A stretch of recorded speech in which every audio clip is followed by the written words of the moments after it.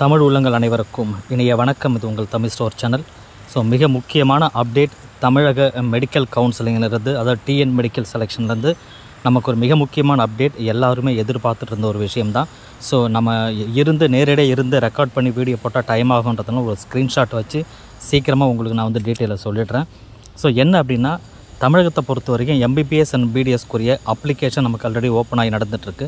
கிட்டத்தட்ட 72,000 மாணவர்களுக்கு மேலே அப்ளிகேஷன் போட்டிருக்கிறதா தகவல் சொல்கிறாங்க.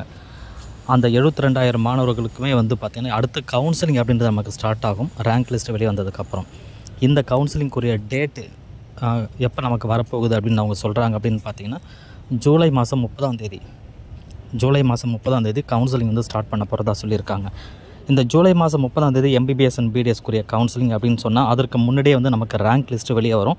ரேங்க் லிஸ்ட் வெளியே வந்ததுக்கப்புறம் அதை சரிபார்த்து அதுக்கப்புறமா தான் கவுன்சிலிங் அப்படின்றது ஸ்டார்ட் ஆகும். அப்போ ஜூலை 30 கவுன்சிலிங் அப்படின்னா ரேங்க் லிஸ்ட்டு அதுக்கு முன்னாடியே வரும்ன்றதை நம்ம எதிர்பார்க்கலாம். கிட்டத்தட்ட ஜூன் 6ஆம் தேதியிலிருந்து 29ஆம் தேதி வரைக்கும் நமக்கு டைம் கொடுத்தாங்க அப்ளிகேஷன் போடுறதுக்கு.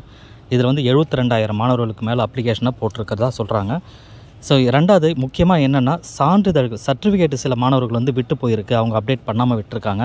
இந்த அப்டேட் பண்ணாமல் விட்ட மாணவர்கள் யாராவது இருந்தீங்கன்னா, இன்றைக்கி நாளைக்கு 2 நாளைக்கு 18ஆம் தேதி வரை டைம் கொடுத்துருக்காங்க. நீங்கள் யாராவது உங்கள் சர்டிஃபிகேட் அப்லோட் பண்ணலைன்னா திரும்ப நீங்கள் அப்லோட் பண்ணிக்கலாம். அதற்குரிய டைம் கொடுத்துருக்காங்க இப்போதைக்கு. அதை நீங்கள் செக் பண்ணி பார்த்துக்கலாம். இதெல்லாம் கம்ப்ளீட் ஆனதுக்கப்புறமா அதை சரி பண்ணிவிட்டு தான் திரும்ப ரேங்க் லிஸ்ட் அப்படின்றத வெளியிடுவாங்க.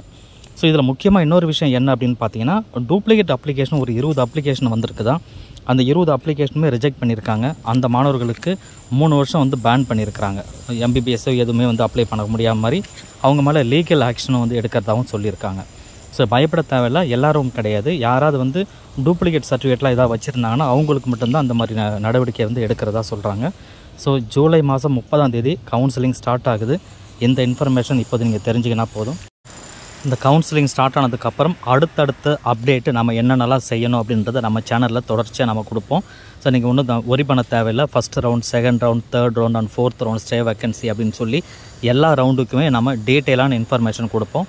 ரெண்டாவது எந்த டைமில் அப்ளிகேஷன், எந்த டைமில் எப்படி நீங்கள் சாய்ஸ் ஃபில் பண்ணணும், அதுக்கு என்னென்னலாம் வழி இருக்குது, நீங்கள் எந்த ஒரு காலேஜை சூஸ் பண்ணணும், அதுக்கு எந்த மாதிரியெல்லாம் நீங்கள் சாய்ஸ் ஃபில் பண்ணணும் அப்படின்ற டீட்டெயில். தவறான சாய்ஸ் ஃபில் பண்ணக்கூடாது எந்த காரணத்துக்கு கொண்டும். இதற்குரிய தனித்தனியாக நம்ம வீடியோ கொடுப்போம். நம்ம சேனலில் நீங்கள் தொடர்ச்சியாக பாருங்கள்.